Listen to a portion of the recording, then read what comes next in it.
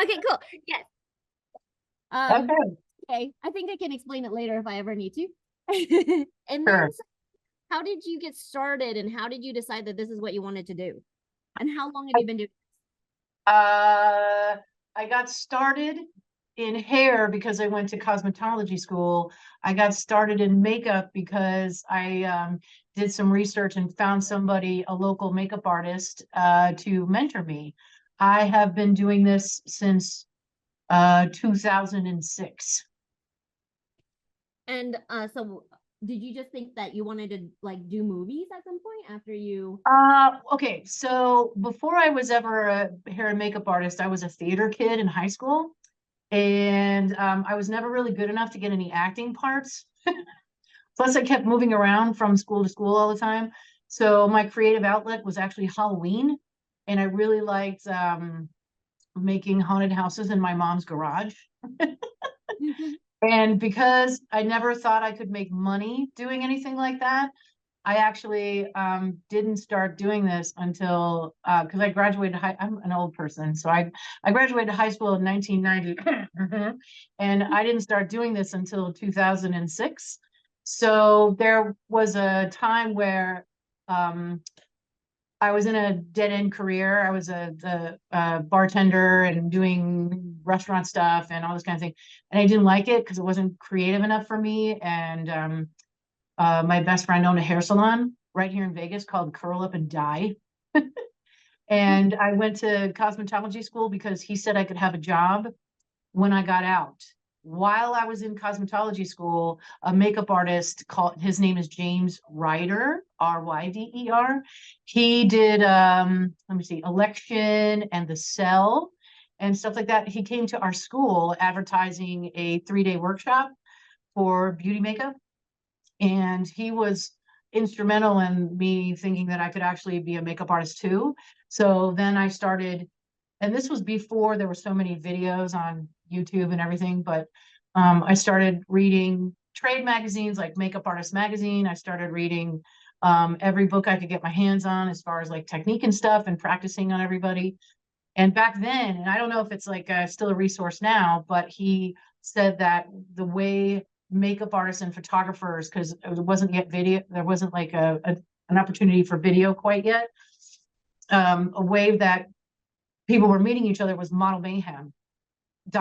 I don't know if that's still a thing because I haven't done photography in decades. So I do usually do video, live television, stuff like that, because photography is another world that I haven't been in quite a while. So yeah, I had really great mentors. I had really great people opening doors for me, and yeah, and I worked my ass off. so can you describe the HMUA department? Like what what's the department actually literally called? And then like who do you report to? Like how does the collaboration process usually work with whoever like your department, the director or whoever it is that you report to, like that kind of thing? Okay, so usually who hires me is the UPM because in pre-production, I believe that's who's putting all the team together because the director is more concerned with locations and cars and all that kind of stuff. Whereas, when it comes to hair and makeup department, sometimes outside of Nevada, they're separate. So Oh, hair is one department, makeup is another department. In Nevada is one of those places that's an exception because there's so few people that do my job that hair and makeup is one department. And plus the productions are usually so small. I mean, the biggest budget I've done is like $35 million. So it's like, at least that I've department headed and, the biggest department budget, the biggest budget movie I've ever department headed was like 35 million. So but when you get into bigger, like 200 million to $350 million movies, those two departments and special effects are all separate and they all have their own department heads. But it's the UPM that usually hires me or the first AD because I've worked with them before. As far as the director goes, I don't really talk to the director until I've gotten a script to study. And then we have a pre-production meeting, talking about the overview of the film. And usually wardrobe is with me, and production designer is with me. So the three of us kind of like flesh out the look of the movie and start scheduling fittings. And I have to break down the script first and all that kind of stuff. But usually, yeah, it's those people. Is so do you report to the UPM, the director, the producer? How does that When hire we're kind of work? before we're filming, or when shooting is started? How about both? Does it Huh? shift and change? How about both? Does it shift and change? Yes. So before we start filming, it's usually the UPM that I'm talking to, because we're mostly talking about shopping, budget, money, and scheduling talent for makeup tests, ideally. And then it's the director that's talking to me about changes and looks and vision and all this kind of stuff. And then once shooting starts, it's usually the first AD, the second AD, and the second that I have the most contact with, and not so much the director anymore, because he's working with camera and actors. Okay, okay. And then in order to work on a film set, is the union pretty prominent, and do you have to be licensed as a cosmetologist?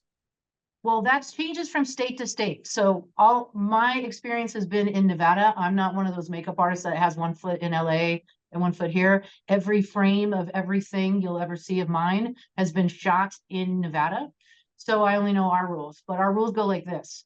In 2010, legislation changed from the Cosmetology Board in the state of Nevada that even if you're in a theatrical production and you're just working on wigs, whatever you're doing touching hair, you have to have a cosmetology license, especially when it's a union film. With makeup, the rules are there's more gray area, because you're not putting chemicals on people, you're not, bleaching and cutting and barbering and all that kind of stuff. So the rules are different. If you want to join the hair and makeup union here, which is the IOTC 720, it's a mixed local, they call that. So everybody in every single department, all 26 of them, all under one roof. It's chaos, but it's a bit chaotic, but that's how it works in Nevada. Now, the other caveat is we are a white right to work state. So that means that the employer can hire or fire us whenever they want, and the union doesn't have as much teeth. So really, the biggest benefit for me for union membership is the health insurance benefits and the pension. The rate, and it's not hard to get in, really. They don't offer any education for hair and makeup per se. That we're kind of on our own to do that. And I'm changing that. Probably next year, there'll be a curriculum that comes out per the union by me, just the same way Diana Eden does it for costumes. What was the other part of the question, May May? I'm sorry. Oh, I think you answered both, whether or Did not I? yeah, whether there's a union, and then do you have to be licensed? So Right. you answered And both of them. so the other resource for filmmakers to like get attention from production companies is Nevada Film Office's production directory. I think it's $25 a year to sign up per category. So one for hair, one for makeup for me. And that's another resource to let people know who you are and where you're at. An IMDb page is basically legitimizing yourself by working in the industry, and works like a resume. So that's usually what people look at first when they say, "Oh, I know an AC," and they look you up on IMDb and like, "Oh, she's done like 36 movies, great," or she ain't done shit. We're not gonna, it just depends.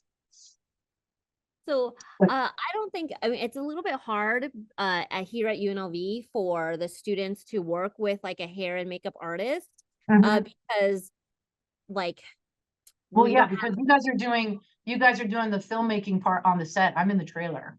And so you guys yeah, don't have a cosmetology school, so it's harder for you guys. So exactly. yeah. So what advice do you have for students like that don't have access to a hair and makeup artist, like in terms of like making sure that they're giving actors enough time or like seeking out people, are there people that would just be happy to hop in a set, or like Okay, what do you so think? I think that okay, so you're doing a short or a small film, and honestly, it's like who you know. Like, for instance, if you guys are, and I've done this before with Francisco and Diana and you, May May and Brett and all this kind of stuff. You just call me up and ask me and say, hey, do you have time to do this? It's an afternoon, it's a day, it's 3 days or whatever. And if I have time, yes. But I'm one of those people where if I say I can't do it, but I know who can, and it's just networking basically and finding the people that you can work with. If somebody has a cousin or a brother, especially when you're first starting out making your getting through school and just learning how to movie. So I mean, yeah, ask everybody for a favor. And do you Don't think be afraid to ask, because the this squeaky is wheel gets the grease. this is going to be a biased question, but I want you to say it. Do you think it's important to have a hair and makeup artist on set? So I do, only because there's continuity that you kind of don't think about. For instance, if I'm talking on screen and I flip my hair and the scripty doesn't catch it, right? And then I'm back in the scene and my ponytail's over here. Now you have to intercut two things and my ponytail's on the wrong side and you don't have anything with the other half of the scene where it's like this. So it's not just about taking the shine off. It's not just about lipstick. It's about continuity, because I'm watching the actor on the screen. And if they toss their hair or, go like this when they're taking a drink in between, this is what I'm watching all the time. Whereas the directors and the camera department and the whole magic of making a film is every department is important, because everybody basically has one job. And if one person doesn't show up that day, the movie doesn't get made. Then I'm talking about everybody. I'm talking about crafty. I'm talking about set medic. I'm talking about, I mean, how pissed would you be if there's no food and you're a 12-hour day, right? So every department's important, but my specific focus is what is seen in the monitor. And if it's not right and nobody catches it, and I haven't caught it, it's my fault. It's my mistake. I filled out my job. And also the other side of that coin is makeup and hair helps character development. So if I do a good job on you, the actor, and we're talking about making you look older or making you look like an alien or make it look like you've been shot in the face, that's part of character development. You know what I mean? So that is important to send the message and bring the vision of the writer and the director to fruition. You can't do it without us, really. I mean, you try, but yeah, I go ahead. I have also found, and you can talk about this, Deborah, is that having a hair and makeup artist kind of takes a little bit of the pressure off of the director to like do the psychological, are you okay? Like getting in at the beginning of the day, psychology couch I stuff. am Xanax with feet. So especially in certain situations where that's right. So like in certain, like if you're doing a particularly intense scene, I can be a buffer between the rest of the crew and the actor, which I've done before in that movie, in that one. So it's particularly intense and violent in Sympathy for the Devil. And so keeping a perimeter from people just chit-chatting away and trying to be polite, and they don't understand the process that an actor has. And that's also part of my job, is to be sympathetic to what they're going through that day. Also, when it comes to scenes with intimacy in them, I'm not a licensed intimacy coach, but before that was a thing, there was, kind of like this unspoken etiquette that when if they had an intimate scene that day, I would provide extra deodorant, breath mints,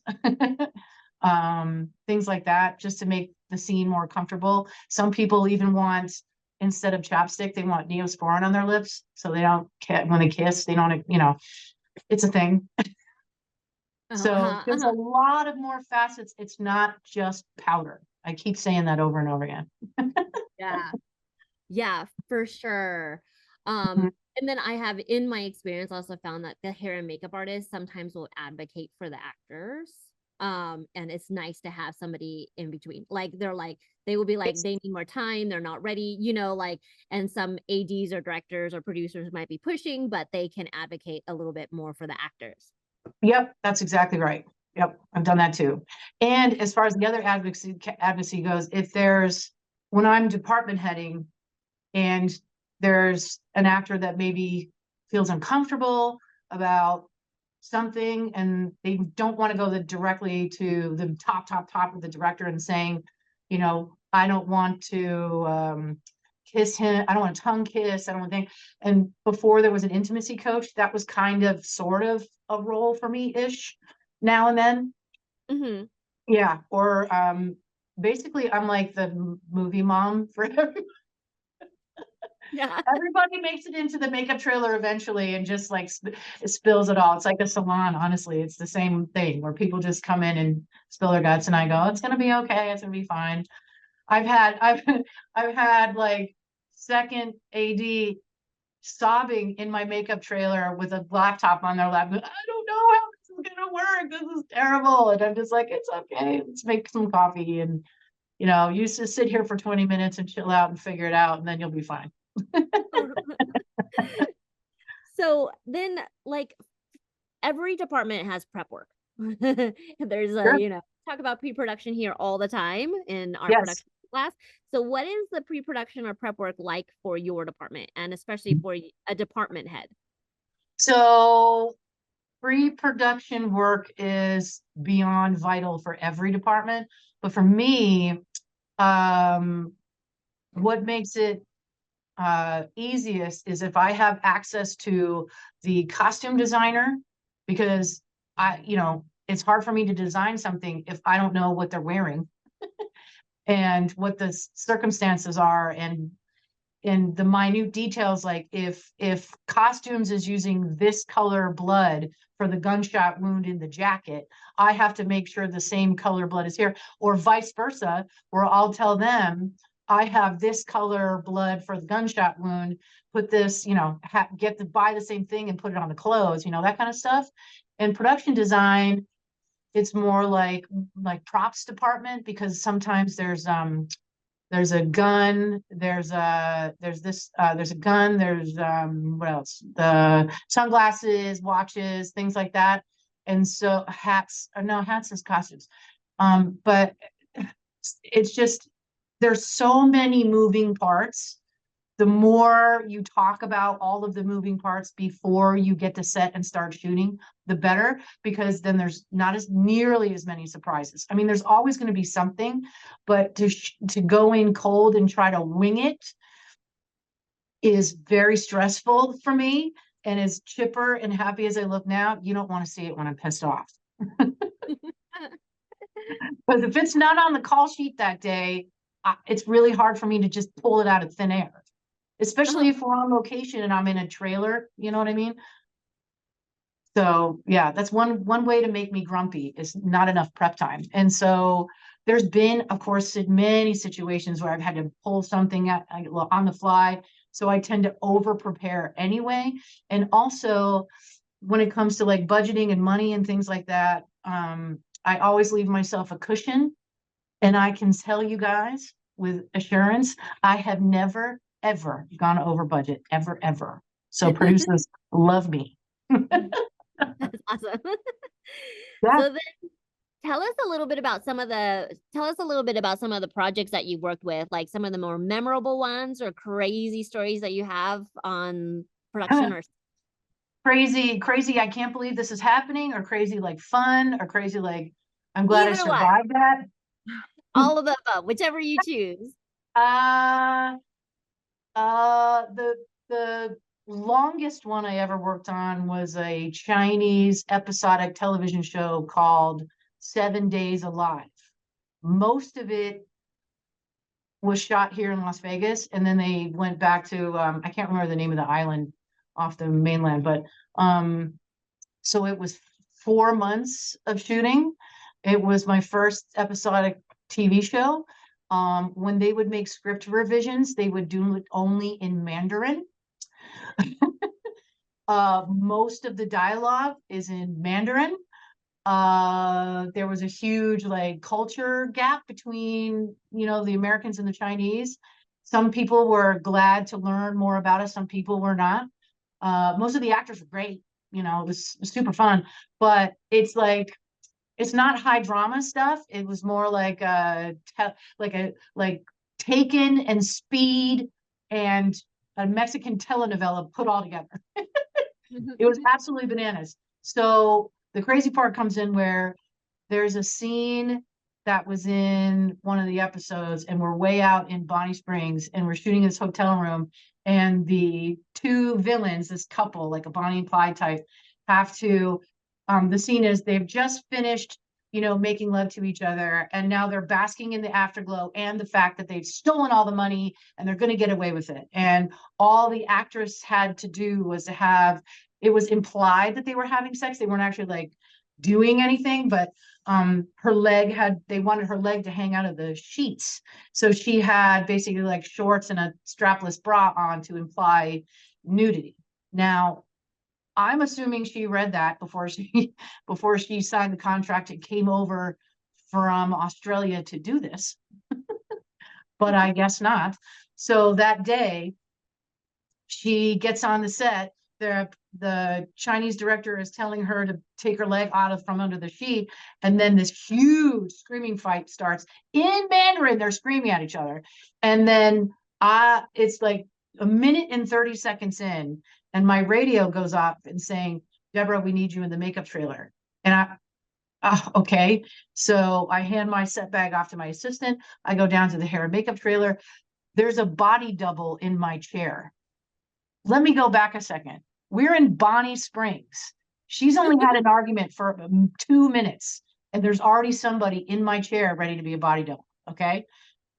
Awkward. The fight's over. I'm in the trailer prepping the body double, and then the actress comes in, and she's looking at this girl that they probably, I have no idea where they found her, and now they're going to go like this, and I'm like, whoa, whoa, whoa, you know. And then the actress, the main actress, storms off and later gets fired like 5 minutes later, and then this girl takes off, and they don't use her either. And then this other girl comes in the next day, and the original actor was 5'11". The new actor is 5'6".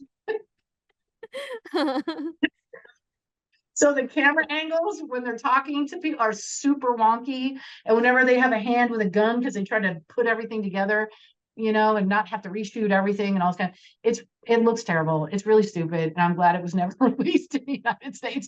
And that show, like, everybody had such a terrible time on that show.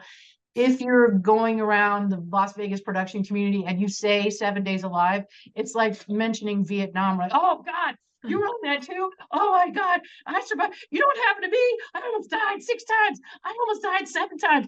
Remember the lightning? Remember the bus that almost killed everybody? All this kind of stuff. So it was pure insanity for 4 months. But, you know, I learned a lot about continuity because that was 100 characters. It was 100 characters running continuity for. That was for 4 months. That's a lot of people. Yeah. So yeah. So part of that comes like, you know what I said, it was like 24. This was 7 days, but we're shooting over 4 months. So my job is important as a hairdresser because nobody's hair or beards can grow or change color because it's only a week. So think about it. How often do you normally get a haircut? Well, I was doing haircuts every 4 days on 30 people. Jeez. Yeah. So it can get complicated really, really quickly. So when you see those like period dramas like Game of Thrones, there's people that started out doing just crowd stuff and Harry Potter and stuff like that. There's makeup artists that start out just doing crowd stuff, and don't poo-poo that. because when you're on a big, huge production like that, you learn how to run continuity, which is the main thing when you're doing film. Mm. Yeah. So, are there any other stories that you want to share? Oh my God. There's so many. I think my favorite actors to have watched was in Sympathy for the Devil, because um Nicolas Cage and Joel Kinnaman are two guys that had never worked together. I don't know either one of them personally, so I didn't have any experience, with what they were like. And it's an intense movie. It's very violent, and it's all shot. It's kind of like one of those one room plays kind of thing where everything is in one location, sort of. So they're in a car most of the time, or they're in a diner. And there's a scene at the diner, and it was 9 pages of dialogue. And lay people don't know how much that is, but I know you guys do, right? That's a lot. And this, because it was a smaller budget movie, we only had 2 cameras. And so they're trying to get every angle, right? So we have to move the cameras like 6 or 7 times. So they did 9 pages of dialogue 11 times. And the brilliant part is neither of them flubbed a line, complained. And particularly if you watch the movie, Nicolas Cage was playing with these like sugar packets and stacking them and doing this weird thing with them. He did the exact same gesture all 11 times. And this took all day, by the way. And so it was tremendous watching the chemistry between the 2 actors, watching them do something they were really, really good at, because I don't get to work with that caliber of actors that often and have that sort of intensity. And you could have heard a pin drop. Like nobody moved because nobody wanted to disturb them. And that movie I'm particularly proud of, because everybody brought their A game to that film, and it looks amazing and it sounds amazing. The music is great. The coloring is great. And the performances were unreal, and it really made it worth it, braving lightning storms and and blood bags and testing. That's one of those ones where I didn't get access to the actors before we started this. So I didn't get to, do any prep with practical effects, because they had to shoot a guy in the face and they wanted to like this.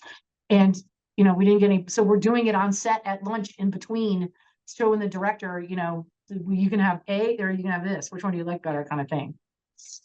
So Oh. yeah, that was an incredible experience though with those guys. I seem to work with Carrot Top a lot. He's hysterical. Again, I just work He's with him. so Like I fun. don't know him personally, but every time he's around, it's like super fun. And he always is like grabbing something from me, like a lipstick or a blush or something, and he's just going crazy all over his face. And he's like super great. I've worked with people that are like infamous instead of famous. So there was a production studio here called Vegas Vision Studios, and they had a broadcast room. So that means if I'm in the little box here, and then you guys are down here. Well, you know how they do that on the news? Well, that's what this was a broadcast studio just for that. So we would CNN and Fox and all this kind of stuff. And so I met so many people, because there's 24-hour news, and it's not just reporting the news, it's opiniotainment. So everybody talks about the thing and discusses the thing, and then they have the person with the other opinion, and they talk to that guy and this lady, and this person's got a book about it, so they want to be on TV and all this kind of stuff. So that was exposure to a lot of live television, which is also kind of in my wheelhouse, and learning how to move quickly and not have to do, touch-ups and stuff. So yeah, but I met Dave Brocky from Guar, and then I met Steve Wynn, and then I met Mary Jo Buttafuoco, and then I met, you know what I mean? I was like, it's all over the yard. It's all over the yard. But everybody's, basically the same thing. I can tell you that if you don't like people, don't do hair and makeup. You have to deal with That was people all the time. If you don't like people, do DIT. That's true. You don't That's have a to talk to people at digital all. digital imaging technician, or data management is another like Data data management, management yeah. job. Yeah, They don't talk that to anybody. They're just yeah. they're like this. They're like They're like They this. do. This is They get VIP. the card and then they This transfer. is VIP. They come in and they take the thing like this and then they disappear. And then they go into their dark corner to go and transfer I footage make for fun with 4 love. I hours. make fun with love. I make fun with Yeah. love. Yeah, So you worked on Venom? I did. Yeah. What was that like and how did you get that gig? Like what is and like they shot in Vegas? Yeah, to Paris.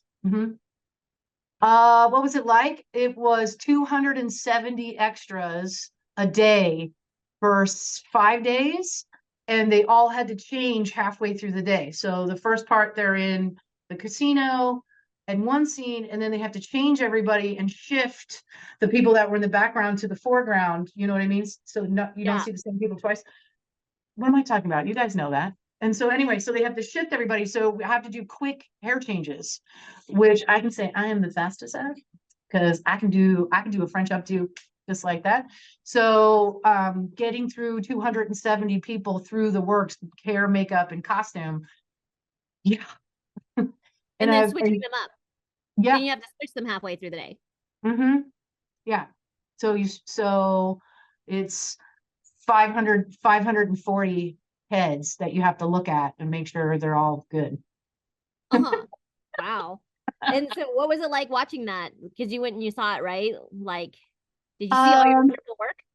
that was no, that was the biggest budget, hugest movie I've ever seen, I've ever been a part of where I'm like, oh yeah, Venom, and people are like, oh my God, because it's the number one movie in the world right now, y'all.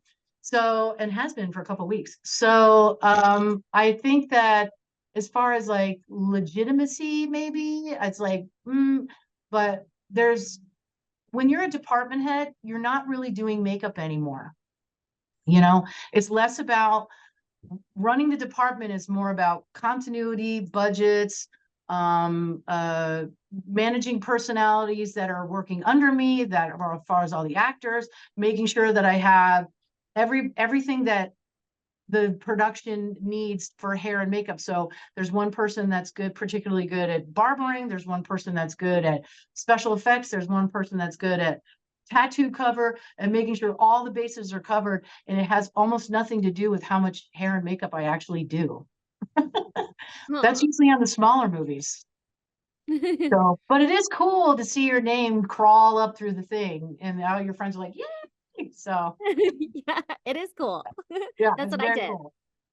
Huh? So I was saying, and that's what I did. So Yeah. I said, yay. Yeah, and that collaboration is really what turns me on about making movies. It's not necessarily, I mean, it's the product, of course, and telling the story, of course, but the thing that makes me come to work every day and enjoy it is the fact that I work with other departments like you guys, and I go, okay, the director is making sure that the room is lit and it's very, very red. So I have to be careful of what colors I use on the actor's face, because a lot of stuff disappears under red lighting, and same for blue. And we're gonna be sweaty, and we're gonna be fighting, and there's gonna be a tooth knocked out, like maybe an alien. I don't know. But it's a It's never the collaborative same. effort. Huh? Yeah. It's never the same every day. No.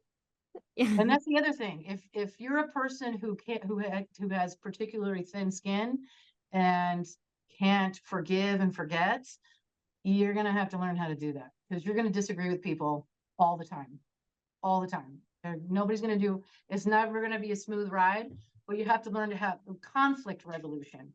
You're going to have to good at diplomacy and conflict resolution, because that's once you're in it and the camera's rolling and the pressure is on and the money is flying out of the bank account, that's when, everybody gets tense and everything is like, okay, we got to do this thing. We got to do this thing. And there's this huge, big, urgent thing. And it's like, take a breath for a second. And that's also when you get to that point where everything is so crazy, where accidents happen, like Rust, like that girl that was killed by the train, like anytime anybody's been killed by a helicopter on set, you have to be able to breathe and take your time and make sure things are safe.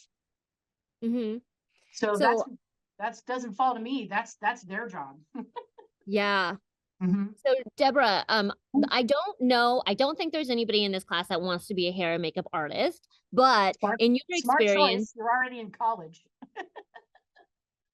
Oh, there you are. But so in your experience, just working with a bunch of different people on a lot of different projects, what do you think? Like, what advice would you give to a film student on what they should learn or how to be successful when they like really move into this as a career? Learn how to promote yourself, learn how to talk about like what you're good at, learn how to network with people, because the whole business, even outside of Las Vegas, is all about who you know. It's all about who you know. I know business cards are kind of lame and only older people do them and blah, blah, blah, blah, blah. But it's nice to have something physical to give to somebody, because everybody sees, where's mine? Everybody sees mine. Here, I'll show you.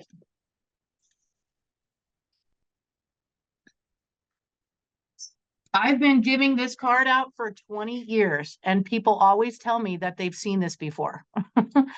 So I've given out thousands of them. And so it helps to have a logo and something memorable to give somebody, and always hand it out. Always talk about, you know, and when you're on the job, do that, because most of the time, the job that you're on that's who you're going to network with to get on the next one. Like 90% of the time.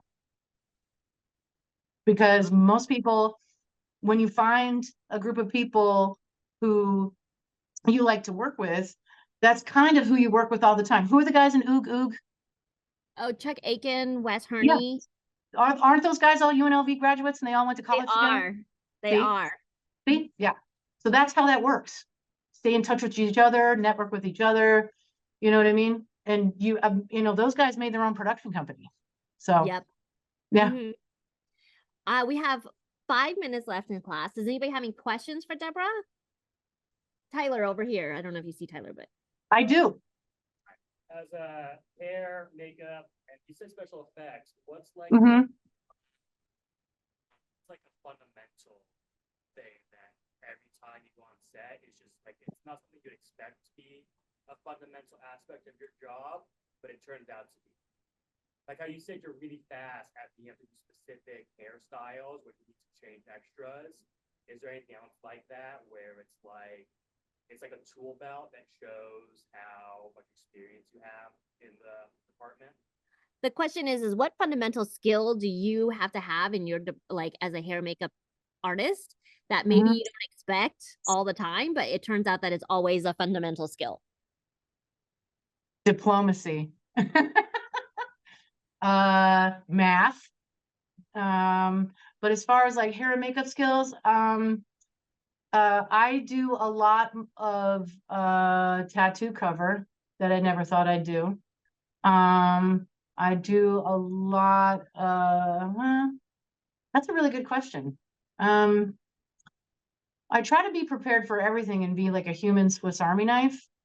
I guess like being prepared for every eventuality when you're on set, like all of a sudden it comes down to my set bag, basically. So I'm on the set now, and the director decides that he is gonna make contact and punch him in the face. So I have a little thing, a little palette in my kit where I can, quickie do like a little lip cut or a little something.